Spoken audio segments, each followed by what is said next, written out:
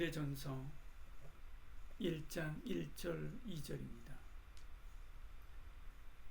우리 구주 하나님과 우리의 소망이신 그리스도 예수의 명령을 따라 그리스도 예수의 사도된 바울은 믿음 안에서 참 아들된 디모데에게 편지하노니 하나님 아버지와 그리스도 예수 우리 주께로부터 은혜와 긍휼과 평강이 너에게 있을지어다. 아멘. 디모데 전서는 바울이 썼습니다. 바울이 로마에서 1차로 투옥되었다가 풀려나 마게도니아 선교하는 중에 에베소 교회에서 사역하는 제자 디모데에게 보낸 편지지요. 로마에서 풀려난 뒤 소아시아 교회들을 방문하던 중에 골로새, 에베소도 방문하게 되지요. 그곳에서 빌립보에서 온 디모데를 만나게 됩니다. 당시에 에베소 교회에 여러 가지 문제들이 있다라고 한 것을 안 바울은 그 에베소 교회에 디모데를 부탁하고 떠나게 되지요. 바울은 빌립보 교회로 갔다가 에베소 교회로 돌아가서 디모데를 다시 만나려고 했습니다. 그러나 시간이 지체하게 되자 우선 편지를 보내서 경험이 많지 않은 디모데를 격려하며 지도한 것이 디모데 전서입니다. 에베소 교회는 율법주의와 영지주의자들의 위협을 받고 있었지요.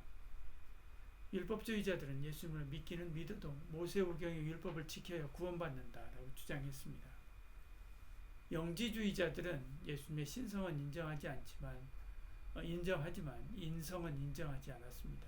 인간의 영혼만 중시하고 육체를 경시하는 사람들이지요. 또한 로마 제국에서도 기독교를 보는 시선이 곱지 않아서 로마 정부와 필요 없는 마찰이 생기지 않도록 조심해야 했습니다.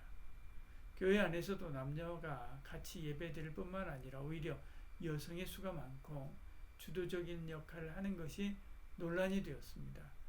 당시에는 여성을 경시하는 남성 중심 사회였기 때문에 그렇지요. 이에 교회 내의 분란을 막고 대외적으로 교회 이미지 쇄신을 위해서 목회자의 교육과 역할이 중요했던 것입니다. 아직 경험이 없는 젊은 목회자이기에 이런 여러 대내의 문제들을 어떻게 처리하면 좋을지 가르칠 필요가 있었지요. 이에 바울은 이 편지를 써서 보낸 것입니다. 먼저 신학적인 원리가 무엇인지를 1장, 2장에서 말하고 그에 따른 실천 방안을 4장, 6장에서 설명합니다. 에베소 교회가 가지고 있는 여러 문제, 그 문제는 오늘날에도 여러 교회 가운데 계속되고 있습니다. 디모데 전서를 통해서 우리가 어떤 성경적인 원리를 따라서 어떻게 해야 하는지 살피고 바르게 주님의 몸된 교회를 섬겨야 되겠습니다. 바울은 첫머리를 인사로 시작하죠.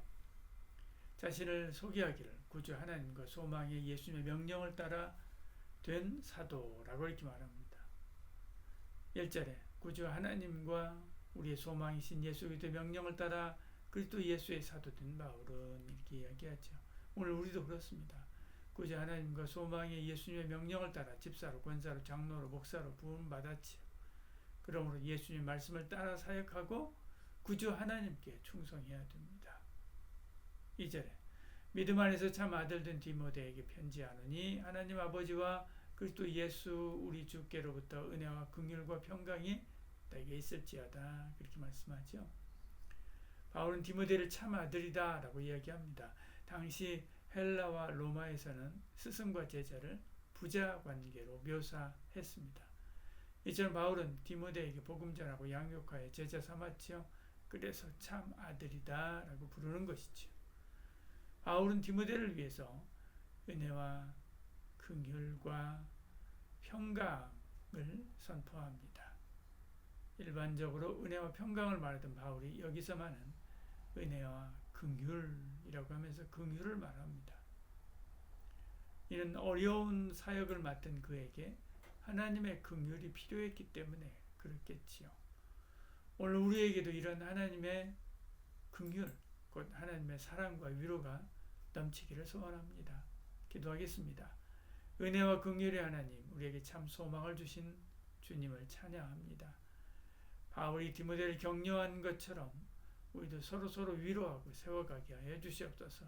교회 문제를 지혜롭게 대처하게 하시고 젊은 사역자들에게 긍휼과 평강을 더하시고 은혜를 더하여 주시옵소서. 예수님 이름으로 기도드리옵나이다.